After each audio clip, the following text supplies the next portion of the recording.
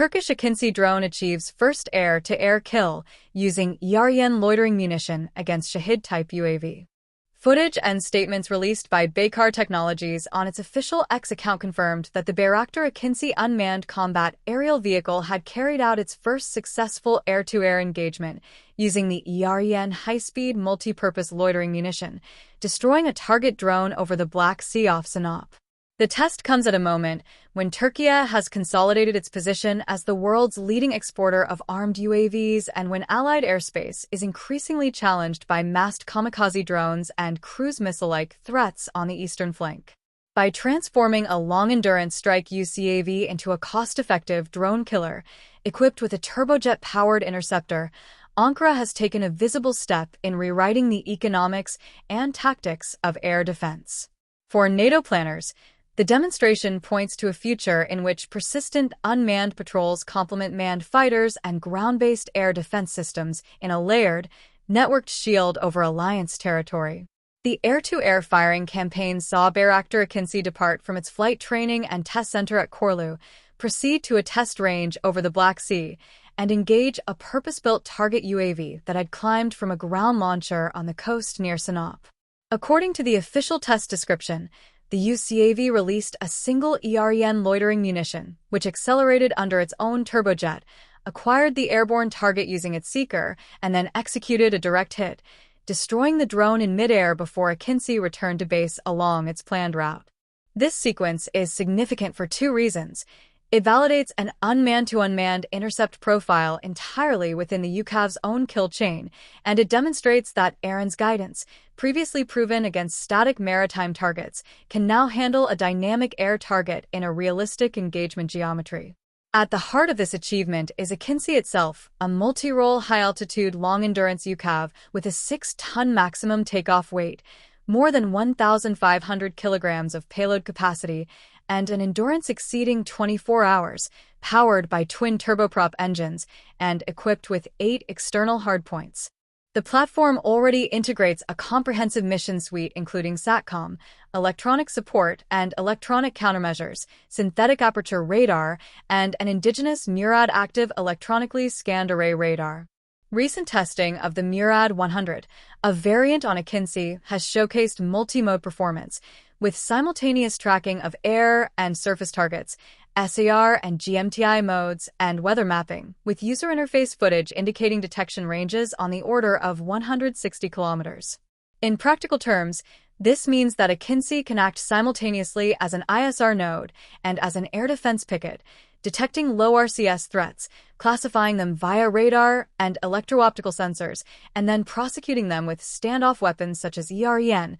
without relying on a manned fighter or ground-based radar to close the kill chain. The second pillar of this new concept of operations is EREN itself, developed by Roketsan as a high-speed, multi-platform loitering munition that in many respects behaves more like a small cruise missile than a conventional kamikaze drone. EREN weighs approximately 35 kilograms, is around 2 meters in length, and is powered by a turbojet engine, giving it a range in excess of 100 kilometers and an endurance of more than 15 minutes in the target area. Its guidance architecture combines GNSS-INS, mid-course navigation with an imaging infrared seeker and automatic target recognition, allowing the operator to search, positively identify, abort, and reattack if the tactical situation changes. Earlier this year, an AKINCI-launched EREN scored a direct hit on a small static sea target, validating its seeker and control laws in a maritime environment.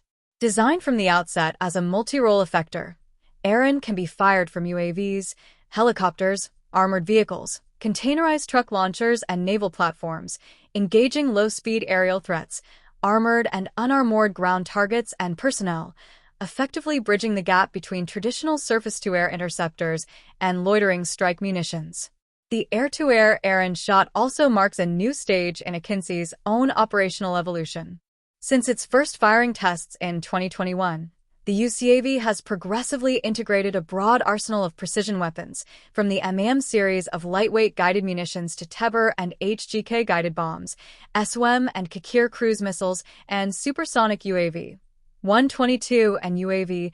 230 aeroballistic missiles. In August 2025, AKINCI successfully launched both EREN and the propeller-driven Alpagut loitering munition in a single sortie against maritime targets, underscoring its dual air-to-surface and anti-drone potential. It had already demonstrated an initial air-to-air capability using the kamikaze AI-enabled mini-cruise missile, but those shots remained closer to extended-range air-to-surface engagements. By contrast, the latest trial with EREN, designed from the outset to prosecute low-speed flying air elements, pushes AKINCI firmly into the realm of dedicated aerial combat against unmanned threats, while preserving its original air-to-ground strike flexibility. From a tactical standpoint, combining a HAL UCAV like AKINCI with a high-speed loitering effector such as EREN creates a mobile, persistent counter-UAS bubble that can be projected hundreds of kilometers from friendly airspace. Operating at around 30,000 feet with endurance measured in tens of hours, AKINCI can maintain combat air patrols over critical corridors or maritime choke points, while its NURAD radar and EO/IR suite detect slow-moving UAVs, helicopters, or cruise missiles. Once a track is confirmed, EREN can be released from outside the engagement envelope of most medium-range surface-to-air systems, fly a standoff intercept profile, loiter in the vicinity of the threat, and then dive at high speed for a terminal hit. Because the effector itself is relatively compact and can be carried in numbers under UCAV with 8 hardpoints, a single AKINCI orbit could, in principle, defend a broad area while still retaining air-to-ground weapons for follow-on strikes against launch sites or command posts. This type of shooter sensor on the same unmanned airframe sharply reduces reaction times and shrinks the sensor-to-shooter loop compared with relying on distant manned fighters or ground-based launchers. Cost-effectiveness is central to the appeal of this architecture for both Türkiye and its allies. In recent conflicts, from Ukraine to the Middle East, defending forces have often been forced to expend surface-to-air missiles costing hundreds of thousands or even millions of dollars per round against relatively inexpensive Shahed-Type or EREN, 2 kamikaze drones, creating an unsustainable cost-exchange ratio over prolonged campaigns. A UCAV-launched loitering munition reverses that equation. The launch platform can remain at altitude and outside threat envelopes, while relatively low-cost, reusable mission kits on AKINCI are combined with munitions whose unit price is far below that of a medium or long-range SAM. When multiplied across multiple aircraft and launch cells on land and sea, EREN offers the prospect of saturating the airspace with agile interceptors that can discriminate targets, avoid collateral damage through mission abort and reattack functions, and be dynamically ret-asked as the battle evolves.